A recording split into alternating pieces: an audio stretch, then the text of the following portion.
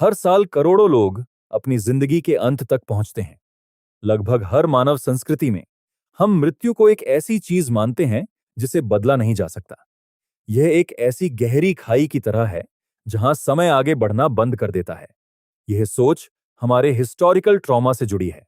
Black death जैसी महामारी ने यूरोप की आधी से ज्यादा आबादी को खत्म कर दिया था। लोग इस अचानक हुई हानि को समझने के लिए कुछ न कुछ चाहते थे। उन्होंने मृत्यु को एक भयानक कंकाल वाले पात्र के रूप में देखना शुरू किया, जिसके हाथ में एक हंसिया होता है, जिसे ग्रिम रीपर कहते हैं। उस खाई का अकेले सामना करने का डर इतना बड़ा है कि यूनाइटेड किंगडम जैसी जगहों पर किराए पर विलाप करने वाले सेवाएं चलती हैं। लोग पहले से ही एक्टर्स को पैसे देते हैं ताकि वे उनके अंतिम संस्कार में शामिल हों और वे मौत के बाद अकेले न दिखें। चूंकि हम उस अचानक मौत के डर से इतने सहमे हुए हैं, हम अपना बहुत सारा समय और ऊर्जा यह नियंत्रित करने में लगा देते हैं कि हमारी आखिरी विदाई कैसी दिखेगी। हम शायद ही कभी रुककर मौत की इस रेखा के बारे में सोचते हैं। मैथमेटिशियंस और सांख्यिकीविद डर की जगह जोखिम को मापना पसंद करते हैं। उन्होंने एक औपचारिक इकाई बनाई है जिससे यह मापा जा सकता है कि हम किसी भी दिन उस मौत की रेखा के कितने करीब हैं। इस इकाई को माइक्रोमॉर्ट कहते हैं। यह चार्ट एक अकेले माइक्रोमोट को दिखाता है। 10 लाख छोटे सफेद डॉट्स के ग्रिड में एक माइक्रोमोट मौत की 1 में 1 मिलियन संभावना को दिखाता है, जिसे यहां एक अकेले लाल डॉट से हाईलाइट किया गया है। चार्ट में देखें तो पता चलता है कि स्काई डाइविंग जैसी खतरनाक गतिविधि का जोखिम 7 माइक्रोमॉट्स है, जबकि एक 90 साल के बुजुर्ग का सुबह बिस्तर से उठने का जोखिम ही 300 माइक्रोमॉट्स होता है। अगर हमारे हर कदम के साथ मरने के चांसेस बदलते रहते हैं, तो मौत कोई एक अचानक होने वाला इवेंट नहीं, बल्कि एक लगातार चलने वाला प्रोसेस लगने लगती है। ज्यादातर लोगों को लगता है कि हमारे शरीर की एक सख्त एक्सपायरी डेट होती है।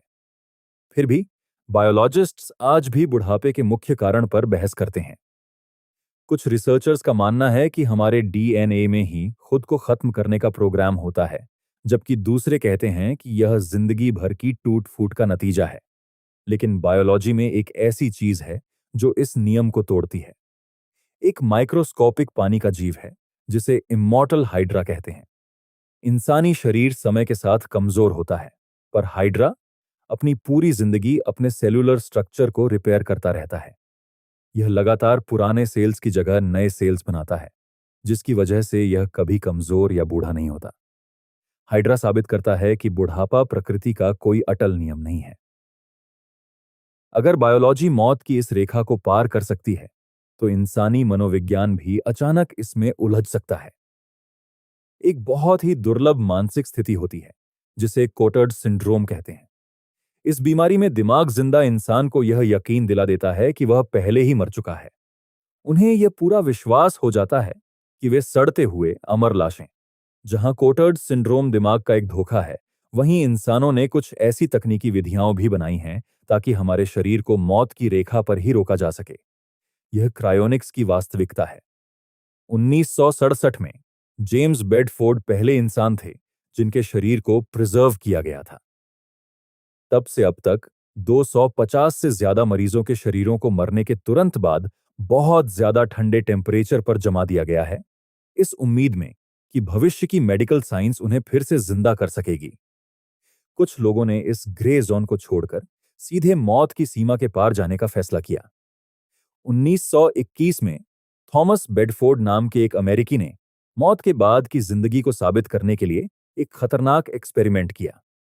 उसने सुसाइड किया और अपने साथी को दूसरी दुनिया से संदेश भेजने का वादा किया। आधुनिक चिकित्सा आजकल नियमित रूप से लोगों को मौत के मुंह से वापस खींच लाती है। कार्डियक अरेस्ट से बचने वाले 10 से 20% लोग डेथ लाइक एक्सपीरियंस की रिपोर्ट करते हैं। दिलचस्प बात यह है कि उन्हें वहां कौन दिखता है, यह उनके सांस्कृतिक बैकग्राउंड पर निर्भर करता है। कुछ को फरिश्ते दिखते हैं तो कुछ को हिंदू धर्म के अनुसार यमदूत। ये सभी सबूत दिखाते हैं कि मौत एक आखिरी पड़ाव से कहीं ज्यादा पेचीदा है। यह एक लगातार चलने वाली प्रक्रिया की तरह है।